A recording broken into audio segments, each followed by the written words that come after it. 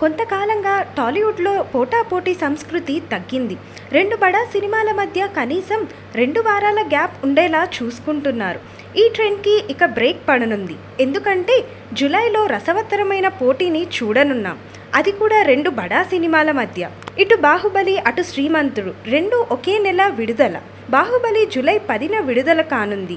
దర్శకుడు రాజమౌళి ఇటీవలే ఈ సినిమా విడుదల తేదీని ప్రకటించేశారు. ఒకేసారి తెలుగు, తమిళ, హిందీ భాషల్లో విడుదల కానుంది బాహుబలి. సో మళ్ళీ రిలీజ్ డేట్ మారే అవకాశం లేదు.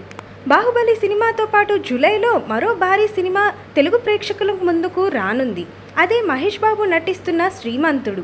ఈ సినిమా జూలై 17న విడుదల చేయడానికి ప్లాన్ చేస్తున్నారు. ఈ సినిమా డేట్ని ప్రకటించి చాలా కాలమే అవుతుంది. బాహుబలి సినిమా నిజానికి ఏప్రిల్లో విడుదల కావాలి. కానీ ప్రొడక్షన్లో జాప్యం కారణంగా మే 15కు వాయిదా వేశారు. గ్రాఫిక్స్ పనులు ఆలస్యం కావడంతో జూలై 10న మారింది. ఇక ఈ సినిమా వాయిదా పడదు. ఎందుకంటే హిందీలో కూడా ప్రమోషన్స్ మొదలు పెట్టారు. దీంతో ఏప్రిల్లో రిలీజ్ కావాల్సిన ఈ మూవీ జూలైలో శ్రీమంతుడితో పోటీ పడనుంది. ప్రస్తుతం మహేష్ బాబు శ్రీమంతుడు సినిమాతో బిజీగా ఉన్నాడు. మొత్తం మీద జూలైలో 2 సినిమాలు పోటాపోటీగా రానున్నాయి.